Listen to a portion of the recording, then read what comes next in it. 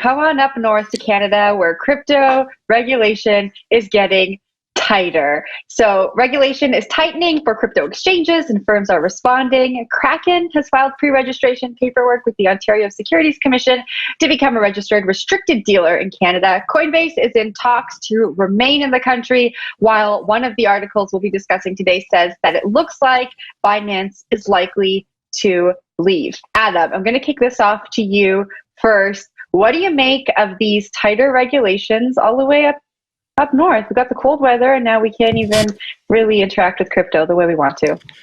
Well, I'll leave some of the Canada-specific sort of analysis for you, but I mean, my take on it overall is that Canada is largely dependent and drives a lot of its monetary policy by sort of what's going on here in the United States, policy around banking and stuff like that. The banking sector up in Canada is also significantly smaller and much more kind of involved with the state than we typically see down here in the US.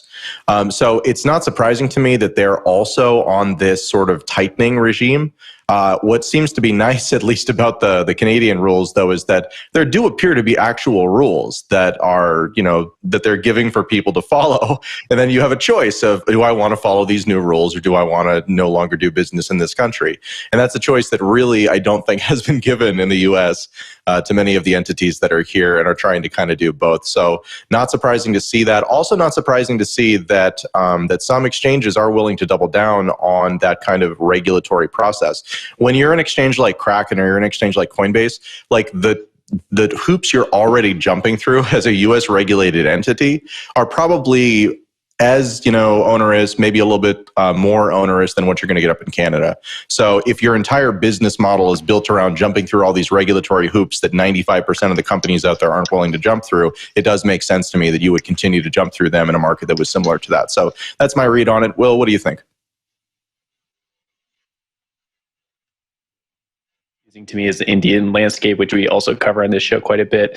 There always seems to be shifting dynamics, people going in, people going out, entrepreneurs starting up, entrepreneurs shutting down, because it doesn't seem to be that easy to read the scene here. Maybe that's the case with all exchanges or all regulatory landscapes. It's happening in the US as well right now.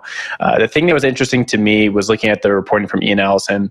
Coinbase looks like they're sticking around. They're pretty committed to Canada. It's a pretty large user base for them, right? It looks like Binance is going back and forth. There was a few spokespeople in there saying that they're going to stay. Then there was a source on background saying that they're going to leave. So that's a little confusing. And CZ, the CEO of Binance, is actually a Canadian citizen. So it'd be interesting to see if they decide to end up leaving. There has been some back and forth history between different provinces in Canada and Binance operating there illegally or under the radar or whatever you want to call it. But there's a few other exchanges in there that are also mentioned. Looks like Deribit's going to wind down its exchange, and also blockchain.com. What does this really say? I think to Adam's point, like they have some clear regulations in Canada, which the US is still striving towards. But it also points towards a future where there's not that much crypto activity in Canada. And there used to be a lot, right? Like some of the first crypto stuff really was happening in Toronto. There was like meetup spaces there. A lot of the Ethereum stuff started happening in Canada first. So it'd be quite sad to see that to depart from Canada. But I think we're going to have to wait for a little more clarity on the situation first. Well, I'll throw it over to our Canadian correspondent, Jen. Yeah, well, I can't give, a real analytical or official standpoint here, but I can tell you what it's like to operate in Canada in comparison to what we talk about on the show all the time for Americans. It definitely feels like our financial system is a lot tighter, a lot more regulated. We don't have access to a lot of the same products that you do in the States. Like, for example, Cash App isn't something that we have available here. I say this on the show often. If we want to transfer money to each other, we email money in Canada. That sounds absolutely crazy. And there's a lot of things that you guys do at crypto exchanges that I can't do with the exact same exchanges here in Canada. And one of those things is offboarding stablecoins. It is actually kind of difficult to get stablecoins into a bank account here. And it is also difficult to get money from a Canadian bank account to an exchange. You have to jump through a lot of different hoops. When you're opening up a bank account in Canada, they do directly ask you if you have anything to do with crypto, although they cannot tell you what anything to do with crypto means. And so it's a difficult life here if you're trying to operate with crypto. That said, there are ways to legally still do a lot of the things that we're talking about.